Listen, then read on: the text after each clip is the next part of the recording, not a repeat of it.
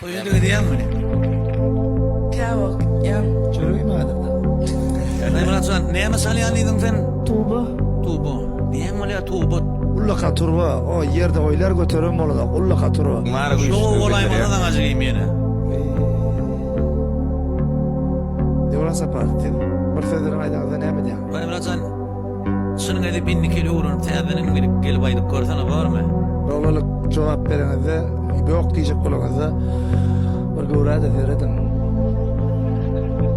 Ya milyon olacağım o maşının aklarında durma o çıkandı yani.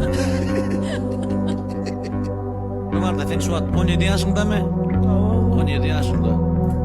Ben o şum yan çıktım var oğlum hatta şey am hadi zorayınıydım o.